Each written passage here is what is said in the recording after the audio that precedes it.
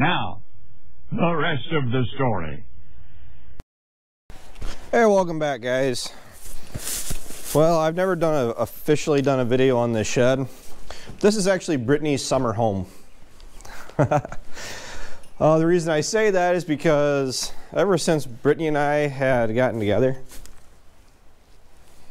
I gotta make sure there aren't any skunk or anything in here. Ever since Brittany and I had gotten together, she's said for the longest time that she wanted to fix up the shed that I'm in. Or it's actually an old house that's been converted to a cow shed. I mean, we got hay storage up here.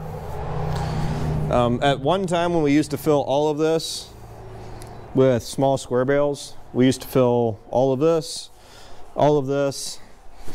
and then we got the feed bunk through here that we used to put the bales out into. I, fortunately enough, have missed out on that.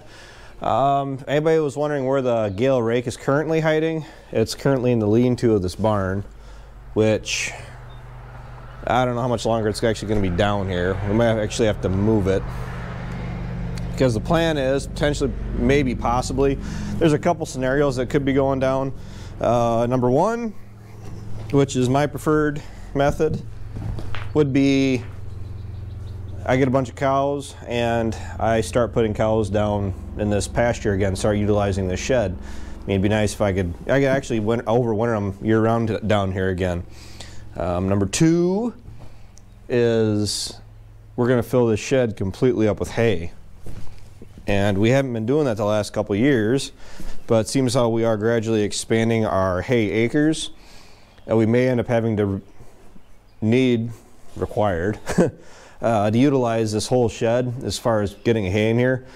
Just this section alone, we can put round bales in here and get, I'd say 25 to 30.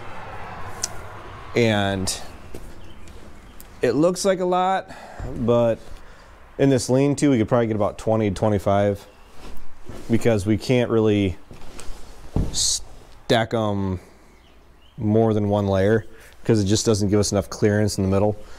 Anybody that's, I don't know how long a lot of you guys have been around, but one of the many more serious injuries I've gotten was I shoved a nail through my foot, through my boot, through my foot, went about 3/4 of the way through my foot. And I managed to do that by jumping down over the bunk here, down from the cow side. I jumped over this feed bunk, and there was a 2x4 with a nail in it. And that was probably the part that got to me the worst. It was the fact that, oh, I definitely knew I stepped on something, but you see like those old cartoons where they got like something stuck to their arm or leg or something, and it's following their leg and they can move their arm and legs. Well, what actually bothered me the most is when I looked down and I picked my foot up, and that 3-foot long piece of 2x4 stuck to the bottom of my foot, and I could feel the nail moving around in my foot. Yeah, that hurt bad enough, but I was definitely full of enough adrenaline where I, rude and crude way, I actually stepped on the 2x4 with my other foot and yanked my foot up and got it out of my foot that way. Probably not recommended by most, but we ended up going up to the ER, and I had to get checked out for that and gotten an antibiotic regimen because, well, infections. So, yeah. This hasn't been used in a long time. I never had to feed any cows out through here at all. This is an old house. I mean, we actually used to have lights and everything in here too, so we could feed in the middle of the night. But this used to be a house. You can see the logs or everything that are in it. I mean, it was hand built. I imagine if you found the right person, they'd actually probably want to salvage the logs that are in here and use it for wood making. We've actually been approached once or twice for exactly that. People that wanted to scrap out one of our barns and repurpose the wood and make it into, like, I think you wanted to use it like for dressers and random stuff like that. But the best part is when they want to come and repurpose and reclaim wood like that from those old barns, they make it sound so nice and innocent and great. The problem is they want to do it for free. Then they expect the payoff just to be, all right, we'll take the barn and you're going to be left with the mess, with no real incentive there other than the fact that, well, the barn doesn't look the same anymore, but you're still left with a hollow shell and a roof that you have to do something with and clean up. So I'm honestly to the point where it might cringe a lot of people when I say this, but to be completely honest, I'm actually to the point, and all of us are, where the incentive just isn't there. I'd almost rather just push it in and forget about it. So as far as the house goes, I'm pretty sure my grandpa went through and he took out the first and second floor. He took all this out and opened this up so we could use it for hay storage. There is a very old picture. I don't even know where I saw it. It might have been on the computer, but I saw a picture of this hollow where we're actually standing at, and this house, I'm pretty sure it was like 1800 something. It was pre-1900s, and it was a picture of that house still sitting down here. So I mean, this thing has withstood the test of time. And Brittany always thought it was neat. One of the very first times, might have been the first or second time Brittany was down here, made quite an impression on her because she first saw this house and she thought it was really neat and really cool. And she said that for years that she would actually like to go through and fix it up, and that would just be her summer home and I can get rid of her for a while. I'm joking. But I actually had some cows down here back when I had my herd of cows, and I had a cow that she had just freshened the previous day. Her calf was underneath the fence. And I just thought, oh, okay, whatever, no big deal. I'll go ahead and pull the calf back. I mean, I can see Mom, she's right up on the hill. Well, I had one of those weird cows that she hated her calf. Yeah, see, we got something going into the, back into the cellar. Ooh, I see bones too. Oh, I wish I had my light on me. And that is a dead possum. All right, that's enough of that. That cow actually saw me working with her calf, and the thing that bugged me the most is the fact that she was actually a quiet cow, a spoiled cow.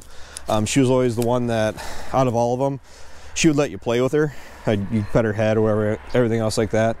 And she ended up coming running down from the hill, ran down to me because I had the calf pulled back, and Brittany and I were heading out, getting ready to head out the gate. And the cow went full stupid, and she ended up standing on top of the calf with her head. I mean, her head was the only thing touching the calf, and her feet were not touching the ground. So needless to say, Brittany got to hear me scream and yell and get excited for the first time, and with her ever knowing me. I guess it's just quick to get it out of the way. Not like I scream and yell or anything like that very often, but I just got a little excited seeing that I just had a brand new calf and his mom was trying to smother him, trying to kill him. Ended up having to bottle feed him, took him up to the farm because we were still milking at the time, and Brittany actually helped take care of that calf. It was a bull though. I mean, heifers would have been better, which, you know, there isn't a whole lot to this house. I mean, time is starting to show its effects. I mean, all the wood is finally starting to age out.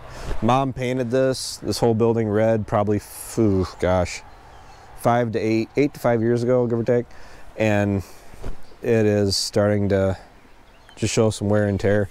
Myself, I really would like to go through, get the rake back out of it, full of round bales. I mean, the house section is useless, but to go through, fill it full of hay on the far side, and then it's got a nice concrete barrier on it. I mean, I've cleaned manure out of this several times throughout my life.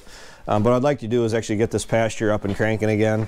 We got to put a fence in right there, And then this pasture is really bad here in the last 10 years for flooding, hence why the fence is currently gone. But the plan is to actually go through and get it fixed up, and I'm going to start putting cows in here eventually, rather sooner than later. Maybe that's a question I should answer as far as why I don't borrow the money to raise cattle, but I don't know. Maybe that's a video for another time. Because Dad and I were actually working when I jumped over this here. I jumped over it, landed in there, but we were actually working on the wiring for this light at the time. And the wiring was up here and I had to get up to reach it. But it resulted in a quick trip to the ER, which really didn't actually slow me down that much because I was still in college. Yeah, that was within the first few months of me going to college. And all I ended up doing is they soaked my leg in some kind of antiseptic water that they treated. And then we went through and I'm taking that. I mean, not much point in leaving a perfectly good hitch pin down here for no reason at all, right? This rake will probably be out and running again this summer. We've used it about once a year. We've actually been using it for like raking up the grass pastures and stuff. This is part of the pastures that I actually cut. I hit it with the disc vine and everything, let it grow up, hit it June, July, whenever the weather looks good enough, and make the grass and make some use out of it.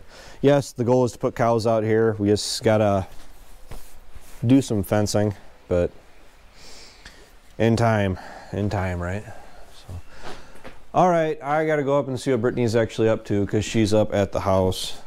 Actually, I told her I was coming down here to check out her summer house and see how it's doing, but you know wives, guys. She got a new little island table thing she's super excited about, so she's in the house putting that together and trying to organize it, see how she's going to fit it in our little bitty kitchen. So, all right, that's enough for tonight, or tonight's video. Thanks for watching. Thanks for tuning in. I'll talk to you guys later. So until tomorrow night, take care, take it easy, keep in touch. I'll talk to you then.